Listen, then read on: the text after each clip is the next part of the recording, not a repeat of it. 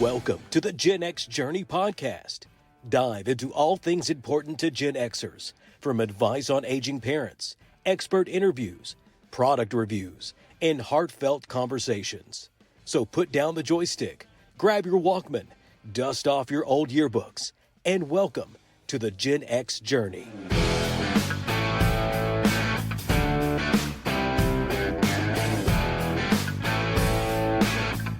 Hey, everybody, and welcome to this episode of the Gen X Journey podcast. This is Keith Abbott, and I am with my buddies Noel Kirsch. Howdy. And Steve McKelkey. Hello. And we have a little bit of an announcement to make today. We have decided, as we have looked back on 3 years now of nostalgic episodes, that we have pretty much covered our favorite years and our favorite topics as it pertains to the years 1970 through today.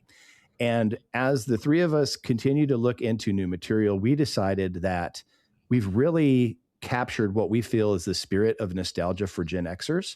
And we feel it's time to appropriately button up this podcast and say, till we meet again with something new. And so we're going to have a final two-part episode here. Our episode currently that we're going to be doing is we thought it would be fun for each of us to go through some of our favorite moments from our previous episodes. And we're including both Gen X Journey and the Wayback Chronicles because this has all been tied together as to one super episode.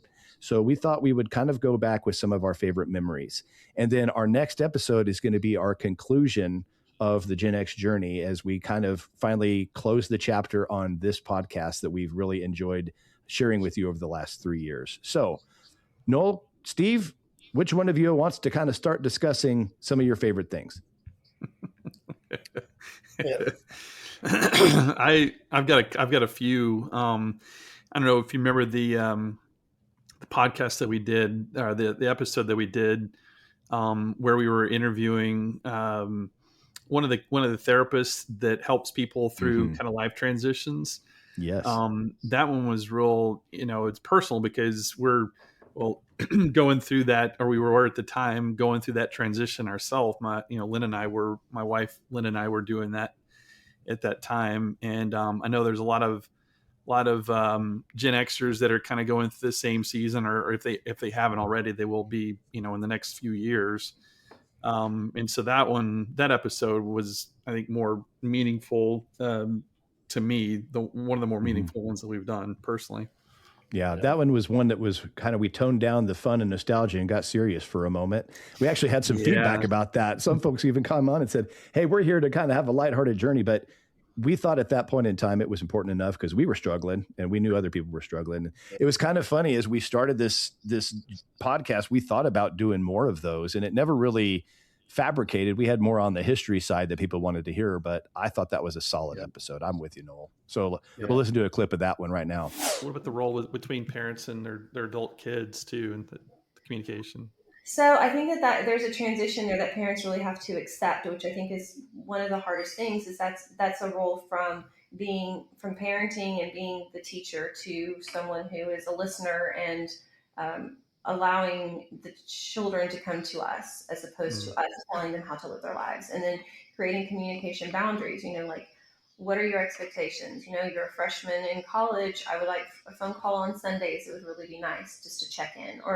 But I think establishing those boundaries are also really important. So that way there's no unmet expectation or assumptions that are made. So I think just it's important with partner to partner to be clear on what you want as a parent. Your children also have to say what they want and what's acceptable to them, to where the parent's not being intrusive and is allowing them to grow. Steve, what about you? Anything that comes to mind? Yeah, before I get, I know one of the things we planned to talk about, we never did, was, aging parents. And it seems like, ironically, we're dealing, at least Noel and I are dealing with that a lot more than now than we have ever in our lives. And so, sort of feel like we could talk a couple episodes on it now between the three of us and our experiences. But anyway, maybe down the road at some point. But, I really enjoyed the Wayback Chronicles format because it was neat to just explore, and it was nostalgia in a different way because it forced us to really deep dive into specific years. And in particular, my favorite year was 1984. It was fun to later on, listen to the episodes like when as 95 and technology, but 84 was such a great year all the way across the board, from music to sports to fashion to historical events and everything. And so, but especially, I think sports was special that year because that's the year that Larry Bird led the Boston Celtics to the World Championship. So Keith, why don't you roll that beautiful piece of footage? So Just for you, bro. Just for you. Thank you. As we look at the world of basketball, so I think y'all know exactly what I thought about whenever I was talking about sports. Boston Celtics. Yep. So for the listeners at home, I grew up in South Texas, but somehow I happened to be in the right place at the right time and watched a 1981 Celtics championship game. They won the world title in '81, and my Larry Bird became my basketball hero. Oh, and that's putting it lightly. Yeah, and so and probably say almost I would almost say he's my life hero, but anyway, yeah. So the Celtics beat the Lakers. They went full 7 games in that series. Won 4 games to 3. Larry Bird was the regular season MVP and the NBA Finals MVP. So it's amazing the names. There was 9 future Hall of Famers that played in that game, and 2 both of the coaches in that game both are now in the Hall of Fame. So Pat Riley and Casey Jones both in the Hall of Fame now. Larry Bird, Dennis Johnson, Kevin McHale, Robert Parrish, Kareem Abdul-Jabbar, Magic Johnson, Bob McAdoo, Jamal Wilkes, and James Worthy all in the Hall of Fame now. That's crazy. Pretty darn cool. Interesting thing about the NBA draft that year, it really sort of dawned in a new era for basketball, because in that NBA draft is when Hakeem Olajuwon was drafted. Gosh. Charles Barkley was drafted. John Stockton out of Noel, your wife's favorite college, not Texas Tech, Gonzaga. And then any guess who that other big name was? Michael Jordan. Yeah, Jordan was 84, wasn't he? Yeah, yep, absolutely. So, man, what a year! Yeah. Oh my gosh, absolutely. Jeez. I love it. I love it that Steve's still bringing up 1995 technology. Hey, let me tell you, that's got to get a shout out. I mean, totally. I'm looking at this now. I'm looking at our historical. Let's see if I can find our historical episodes. I don't even know if I've got to find this like all time or something like that. I will look at it because I'm very curious that one like has eclipsed everything by I don't even know. I'll find out. We'll be in our walkers going down the hall in our old folks home, and Steve will still be talking about 95 technology kicked ass, guys. Yeah. I bet Joe Rogan couldn't top that. Suck on that, Rogan. Yeah, that's right. Oh, it'll never get If every episode was like 1995 technology, we'd actually be monetizing this podcast. But 100%. But alas, we're definitely self-funded. Let's just put it that way. But let's see. Yeah, 1995 technology is.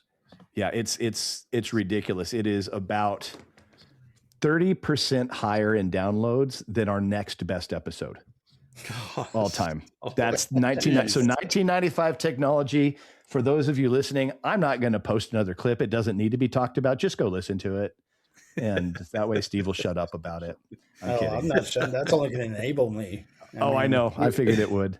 But that was a heck of an episode. Maybe our next format should just be 1995 technology. That's all. Yeah, that should be the podcast. 95 tech. Here we go. Remember the time Steve talked about 1995 technology? Let's listen to that again.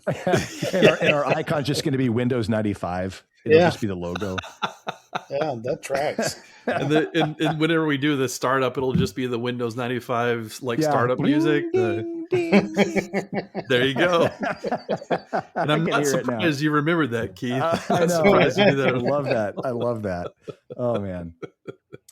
Okay, so I'm going to talk about what I think was one of my favorite episodes, and it's the one that we titled "We're On to You, Mom and Dad," where every parent somehow knew all of these secret myths about what could get a kid sick or something of that sort, and they all had the same code with the same things that they talked about. And it didn't matter if you were in El Paso, Texas, or if you were in anywhere, in Maine, they all had this theme of what would happen if you jumped in the pool after you ate too fast, if your hair was wet and you went out. All of these things were synchronized without the internet.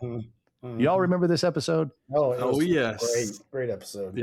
Yeah, I would say that's probably one of my top 5 episodes. We're getting in the summer months, right? So this is very relevant to people when we were kids our age at this time of year. And it was all of our parents told us that we had to wait a certain time after we ate before we could get back in the pool. So for me, it was 30 minutes. Did you all have a time? Yep. Same. 30 minutes. Yeah. So 30 minutes. Weird? Yeah. Or else you would be sick. Our parents didn't know each other, but still that's so weird. Yeah. How did they figure out this? And again, like you said, Noel, how did they get it down to that time? 30 minutes or else you will throw up or have massive stomach cramps or sink to the bottom of the pool and die. I don't know if that's true or not, but anyway, it was always that way. That was crazy. And I believed it. I remember eating a hot dog and just having to sit there and like, how about now, Mom? Can I go now, Mom? Can I put my feet in the pool at least? Yeah. Right. My feet. Yeah. I thought I asked that one too, but I thought it was like a Consumer Reports or something where they had like a group of kids and they had them eat. And then like little Jimmy went in like a minute after he finished eating and he was like struggling. And then they threw another little Jimmy into the pool 5 minutes after he finished eating, and he struggled. And then finally, at the 30-minute mark, Sammy jumped in, no pain. It's 30 minutes. Tell the world, that's the approved time. There it is. Thank you, 30 Sammy. minutes. Everybody, get the word out. Put an ad in the newspaper. Yeah, I mean, it's a little better than the 95 technology. I'm kidding. So. It was fighting words. I know. I struck lightning. So, what's funny is, can y'all guess what the next best episode is after 1995 technology? You'll never guess this. Oh gosh, it was when they were doing the get to know host.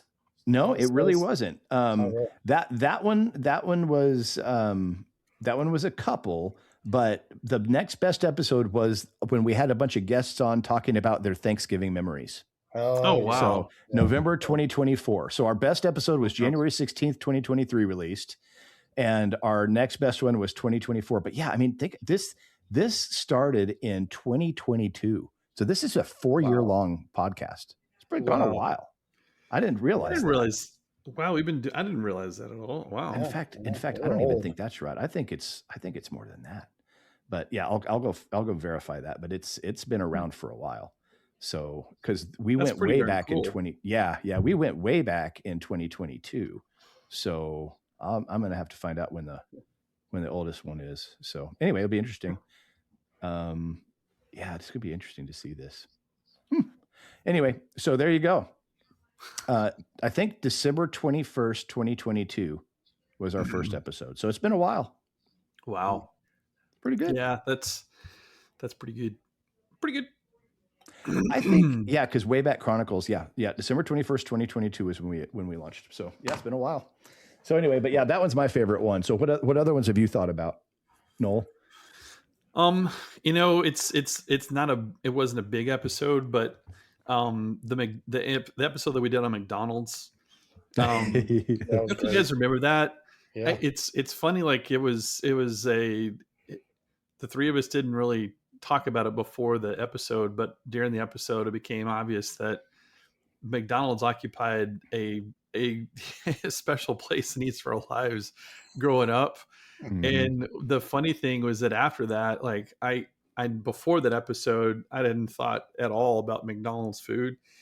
And then after that episode, I couldn't think about anything but McDonald's food. And so I remember I was driving home from Houston and after we recorded that episode and I was like, give me McDonald's or give me death. I had to go get a cheeseburger. And I got the 2 cheeseburger meal with the orange drink like we talked about. Oh yeah. And I remember I sent you guys a pic, and I'm like, I blame y'all for this, but man, it was delicious. God, it was good. We're talking about a restaurant that opened in 1940 when a couple of brothers opened a drive-in restaurant that was actually originally a barbecue restaurant in San Bernardino, California. Really? Yeah. Huh. And so the name of the restaurant was called McDonald's Barbecue. So brothers Richard and Maurice McDonald opened a drive-in restaurant called McDonald's Barbecue in San Bernardino. And then after about a period of 8 years in 1948, they revamped the business, deciding to simplify the menu to focus on burgers, fries, and drinks. And they pioneered a fast assembly line style kitchen system they called the Speedy Service System, SPEEDEE. Yeah.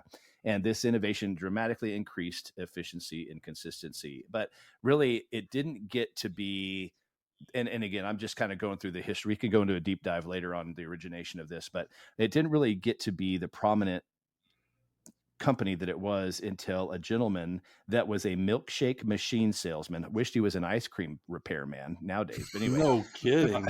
In 1954, a milkshake machine salesman named Ray Kroc visited the restaurant and was impressed by the operation, and so he sensed a major opportunity here. So he was able to convince the 2 brothers to create a franchise. And so that's basically where McDonald's began. As it states today, is he started the first franchise for McDonald's in Des Plaines, Illinois in 1955. And then later on, he bought out the McDonald brothers completely and aggressively expanded the chain, turning McDonald's into the global fast food empire it is today. That one had an impact on me. So I've had a little bit more jitters because of our coffee episode, so I totally understand what you're saying. Oh yeah. Me too, man. I tell you, that episode made me buy a new coffee machine, man. So, Me too. I did too. That's right. Oh my gosh. That's hilarious. Yeah. I don't think mine is cool as yours, but I'm pretty happy waking up and having my timer brew my carafe, or how do you say that? Carafe? How do you say it? Anyway, my jug of coffee happiness every Saturday. And I do it every Saturday, Sunday. So I can, because usually, weekdays I'll grab one shot of the Keurig and shoot out. I love my option to have single or all of it. And then Tuesday or Saturday, Sunday, I'm brewing me a big old whole thing. I'm going to have me a morning. Yeah. It's great. No, I love it. Before I go to bed every night, I get it all ready for the next morning. That's all I have to do is just push one button and it goes and does its thing. That's a beautiful thing. Yeah, absolutely. Yeah. On a related note, before we play the McDonald's clip, when we talked about breakfast cereals, that sent me on a binge of an unhealthy amount of Frosted Flakes for about 3 or 4 weeks before I realized I can't do this anymore. Yeah. Yep. I totally get that. I had the same thing. I hadn't had Cookie Crisp in 20 years, but after that episode I had 2 boxes of it, just unhealthy amount. Lena's like, what are you doing? I'm like, I don't know, I just have to I just got an itch. I got an itch that needs to be scratched. That's what's going on. Totally. Oh my gosh, it's bad. So, it is. That's funny, man. I like that. Okay, Steve, what about you? You got one more? Yeah, I do. I really enjoyed the Gen X mixtape episode that we did, and forgot about it. Man, I tell you, it has supplemented many of my playlists I listen to during the day at work, and just it's like just songs I've forgotten about, and so that was a great one. Tons of nostalgia in that episode, and I remember we had some disagreements with what the list that was provided to us, and so it was always a great listen. Highly recommend that episode, and I'm always curious how our listeners feel about the songs that we highlighted. So let's give a listen to that one, Keith. That sounds good. The Cars was my first CD I ever bought. The Greatest Hits for Cars. Man. Such a good album. Man, that is a great album. Yeah. My first was the Journey's Greatest Hits. That's another solid one. First CD I ever bought for my CD player that I bought with all the money I was raking in from working at an Exxon gas station in Meridian. So hey, that's money well spent right there. It is. It had the Target ad, and I worked for a couple months at $3.25 an hour, um, cleaning the gas station bathroom and Oh, the pumps outside. Oh yeah, man. Hey, I earned that. you I earned that definitely CD, but did. Oof. it was awesome. And then the Columbia thing came around. I'm like, why am I spending all this money when I can just pay a penny for these things? This is amazing. They got me. They're still Still searching paying for off you. that debt. I still owe them money. That's so funny. So I'll What go about you, again. Keith? I'm gonna probably step on your parade, Noel, and I'm Mhm. sorry, but I Mm. have to say that one of the ones, it was kind of an interesting thing because it really wasn't a Gen X podcast, but it was something that all of us grew up watching. Yeah. And I'm going to steal your thunder. I'm going to steal the one with your son. Okay, sorry, Oh, Noel, but the Macy's Thanksgiving episode was one of my favorites. Wow. It was so neat to yeah. have listened to him talk about the day and that morning and what happened. Yeah. I hope that wasn't next for you because I just stepped on your feet, but I absolutely loved that episode, and it was such a fun day. And, you know, personal pride because it was our college, right? But it was just really Yeah. fun getting a first-person perspective of what it's like to actually march in a parade that I think anybody that's been in band would dream to have been able to march in. So Yeah. I love. So let's listen to. Is it okay? We listen to Tyler a little bit. Talk about that. 100%. Let's do it. Man. Thanksgiving Day, we had a call time of about 1:30 in the morning, Mm. and that was on the buses, loaded up, and Gosh. set.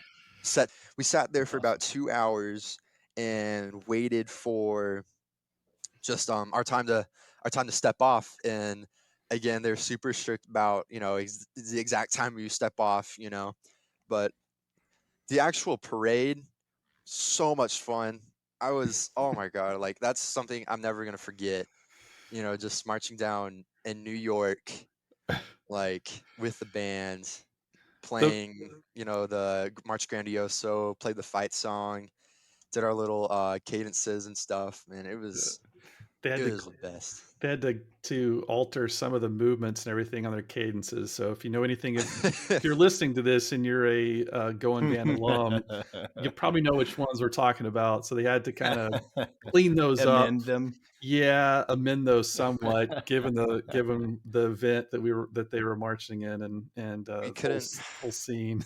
We couldn't scream a whole lot, which was sort of bummed me out because we do a lot of screaming. A lot We of just yells. yell. Yeah. Yes. Why not? We They just couldn't yell. do it. That's what you do. They're like, guys, we can't do this. It's not like it was all about uniformity, and just like all looking the same, which turned out to look really cool. Yeah, that was a good episode for a lot of reasons, but I thought that was kind of cool just to hear the background, like everything that led up to it, and Oh man, that was an experience of a lifetime for those kids. So yeah, it's awesome. And I'm sure it wasn't bad for the parents either. No, it was not a lot of dry eyes, certainly in our group watching all that. Imagine. It was pretty awesome. Great day. It really was. It was. What about you? Any others? So yeah, one of my other favorite episodes we did.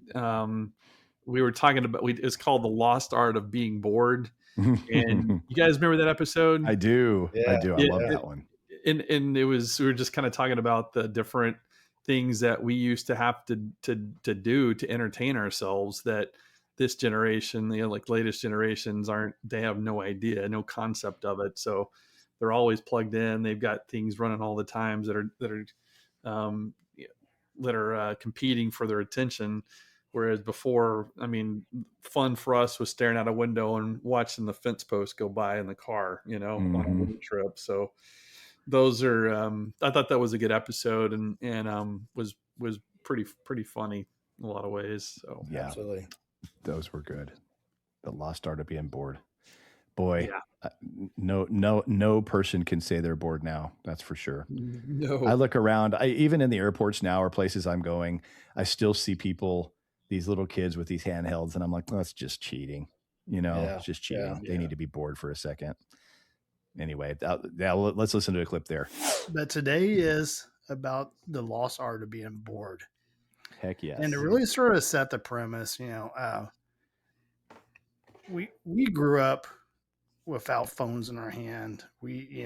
Video games didn't even happen till our more formidable years as teenagers or early, almost preteens. But Noel was 3 when video games were invented. But Totally. I wasn't going to say that. I've yeah, played that card too many times. I get it. but really we were thinking about, gosh, we've lost the ability to just not entertain ourselves, not to spend time without having our phone in our hand or a laptop, in front of us, or the TV on, and that's not how we were raised, and that certainly wasn't how our life was. Didn't resemble our life, growing up as kids, especially. So today's our podcast is exactly about that. Nothing. I mean, how do we entertain ourselves? What do we do to spend the day? And honestly, I think we're gonna have to spend a little time sort of just thinking through this a little bit, because it's hard to remember what exactly we used to do. It is. And when we were talking about this, I was trying to think about, okay, so there's different places that we had to come up with ways to entertain ourselves. One, road trips in the car or on the plane. One, just what do we do on a Saturday afternoon after the cartoons are over, which we've already had an episode about Saturday morning cartoons. What do we do after, besides getting on our phones, right? And then also, like, what do we do at the playground? I would suffice to say a lot of playgrounds in high school and junior high right now are people looking down at their phones instead of doing something fun. All right. What do you think, Steve? We got one more. I think you and I got one more shot at rounding of this out, and then we'll close this one up. Yeah, and I hope I don't steal your thunder with these, Keith. But it's the 3 episodes we did connected to Live Aid. Oh, yeah, those are good. I mean, just first of all, just the episodes really sent me into a deep dive on YouTube. I think I've watched every single Live Aid video on YouTube since we did those episodes, and it's such a historic music moment, and for a great cause. But nowadays we'd do something like that, half of it would be the auto tune songs and all that stuff. But, yeah. It's just a reminder that the music during our generation is probably the best ever. So yeah, it's interesting that you bring that up, because before y'all got on, I was kind of screwing around, and I started listening to an album that came out in the 90s, called a band called Oasis, and they've kind of made a resurgent. And I was just kind of it popped up on Apple as one of the 100 greatest albums on Apple Music, and so I thought, I'm going to see what else is on that Apple Music 100. I totally disagree with 90% of it. I'm like, you've got to be kidding me. So you can definitely tell it's a younger group that's populating that, because there's no way. The number one is Lauryn Hill, which is a good album, but you cannot tell me it's not better than some Beatles, some Rolling Stones, some Led Zeppelin. You got to be kidding. So I and a couple of them that were top 10, I didn't even know the names. So I was like, no, I disagree. But anyway, so yeah, let's listen to that one for sure. Those of you listening, if you're not familiar with the Live Aid performances, really, would encourage you to hop on YouTube and just run through all the videos that are available about Live Aid. It was an epic music event for Gen Xers. It was really an iconic music moment for all of us. And, to tell you more about Live Aid was a benefit concert. It was held on July 13th, 1985. And its purpose was to raise funds for famine in Ethiopia. It was inspired by devastation depicted in a BBC report. Musician Bob Geldorf, along with Midge Uri, they organized this event after success of the charity single "Do They Know It's Christmas," which was launched during Band Aid. And if I remember right, was another charity event. It was more of a kind of the British version of the "We Are the World USA for Africa" deal. Gotcha.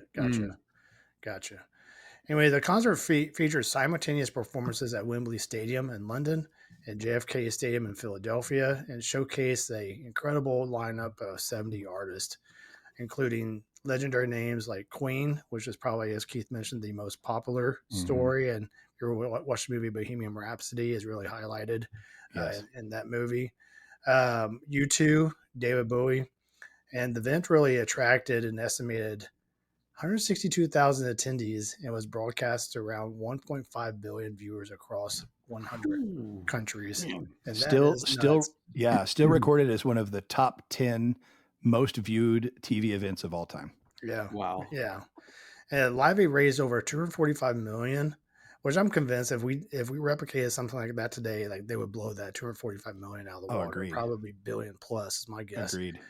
But that rate was raised through ticket sales, donations, and significantly impacted the perception of charitable concerts. I guess prior to that, they had not been financially productive for the charitable purposes that they were intended. Mm-hmm. But anyway, and it really started to help spotlight the ongoing crisis in Ethiopia, which I think sadly still exists in certain aspects. But this groundbreaking event really set a precedence for future benefit concerts and continues to be a significant reference point in the history of humanitarian efforts through music. So those were good. I love the Live Aid. The Phil Collins ones too were great. Yeah.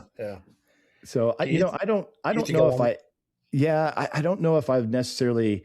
I want to give a shout out to all of the folks who were nice enough to record episodes. I haven't gotten permission for them to replay clips, so I don't want to do that. But I really loved all of the episodes where we had like special memories and had people come in and do their clips from Thanksgiving to Christmas to 4th of July. All of those different things were super special. Those were some of my favorite ones to put together. Put a smile on my face just listening to the joy that people had reminiscing about those days. So if you see any of them that are talking about holidays, go listen to those, because a lot of those have some great special guests and some great memories that were shared. So I really encourage you to listen to that one if you're listening to this today. I think if I'm rounding them out, I would say I'll go with the Cheers episode. It's all of the different ones where we've done deep dives, or whether it be Knowles and Rick Moranis or any of those were so good. But just that episode about Cheers got me on a deep dive of 90s and late 80s sitcoms again, and just kind of enjoying them on YouTube and everything like that. One of the ones that I kind of forgot about that popped up randomly was the show Coach. Did y'all ever watch Coach? Yeah. So for some reason, when I started going through Cheers, Coach started popping up, and I watched so many of those shows. So I would say I'm going to play a clip on some of the facts of Cheers, but any of the deep dives that Noel, Steve, and I did, I think are all worthy of a good mention. But I'll close my favorites out with the Cheers episode. That's a good one. Another little trivia. Did you guys know Norm's first name? It's not Norm. What is it? Do you know this, Steve? George? No, that's George Wendt. That's the real guy. No, his actual full name is Hillary Norman Peterson. No kidding. See, for some reason, I had in my head that he had like a female-ish first name, but I couldn't remember what it was. Interesting. You would be right. Oh, that's my interesting, gosh. isn't it? And then also in the name category of coincidences, Woody Harrelson was not actually. It was an accident that his character was named Woody. It was an actual complete coincidence. So, how funny. Yeah, I thought that was kind of interesting as well. But many of the non-regular bar patrons' real names were used in filming. So that Woody Harrelson ended up playing Woody Boyd is by sheer coincidence. So the character's name was written into the script long before any actors had auditioned for the role. So oh wow, it's kind of. So I love this next one. So I always wondered about the mystery of Norm Peterson's wife. You never saw her on TV, right? You hear her voice on occasion. So on this list, Norm's never seen wife Vera is voiced by George Wendt's real wife. Really? Yeah. And so they go on to share that though she's only credited in one episode, George Wendt's wife, Bernadette Burkett, provided the voice for Norm's wife, Vera. Burkett did make one appearance on the show as a love interest of Cliff Clavins in season 3. How cool is that? That's funny. That's awesome. I love stuff like that. And I encourage anybody who's not a Cheers fan, what you really, if there's one thing you need to do, you need to go on YouTube and Google or YouTube search Norm's entrances and talk about it, because every time everybody would yell Norm, and then somebody would ask him a question and he would respond. And one of my favorite ones is where he walks in, everybody goes, Norm, and I think either Sam or Woody says, how about a beer, Norm? And he goes, yeah, but stop me at 1. Well, you better make that 1:30. I thought that was so great. That was so great. One of my favorite Normisms is he asked him how his day is going. He goes, it's a dog eat dog world, and I'm wearing milk bone underwear.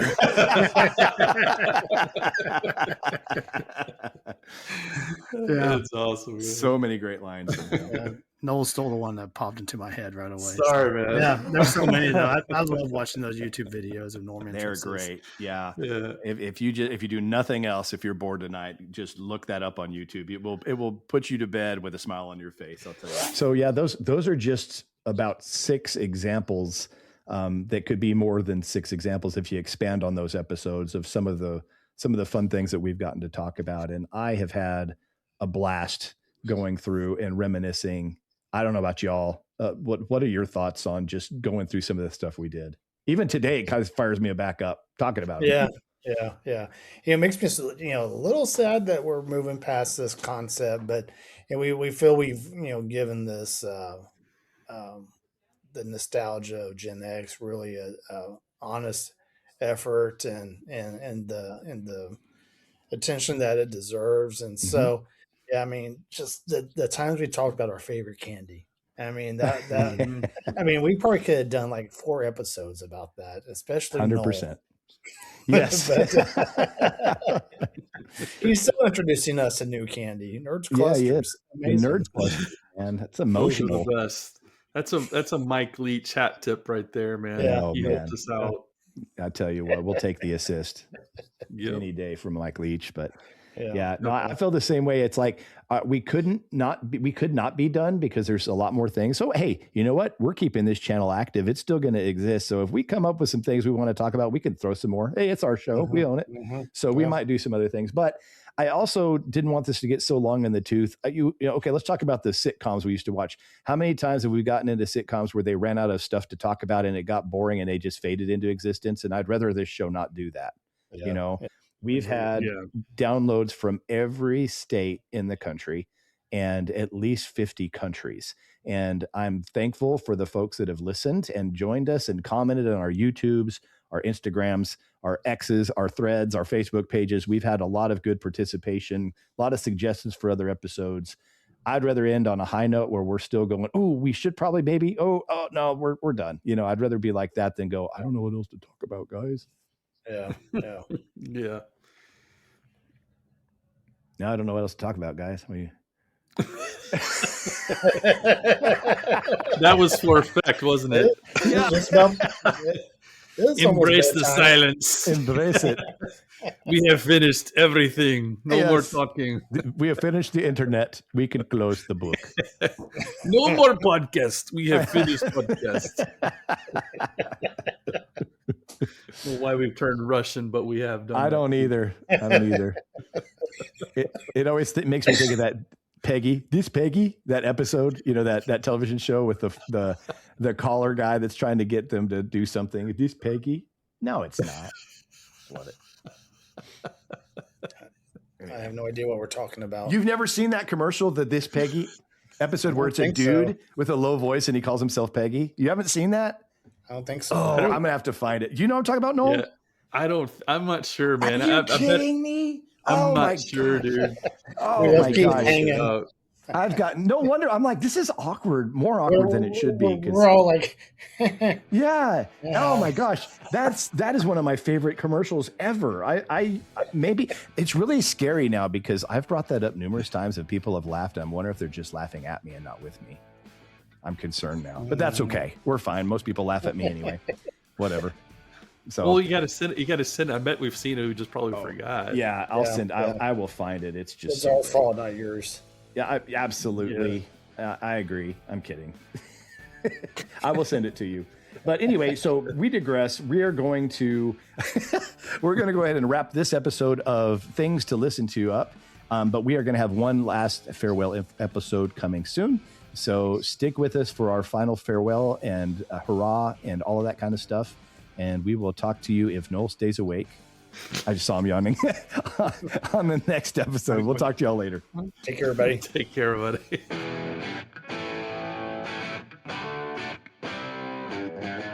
The views, thoughts, and opinions expressed in the Gen X Journey podcast belong solely to the hosts and guests and do not necessarily represent the views or opinions of any entity they are associated with. The information provided is for entertainment and informational purposes only and should not be considered professional advice. Listeners are encouraged to seek the advice of qualified professionals for any specific issues they may face. The creators and contributors of this podcast make no representations as to the accuracy, completeness, or validity of any information, and will not be liable for any errors, omissions, or any losses, injuries, or damages arising from its use.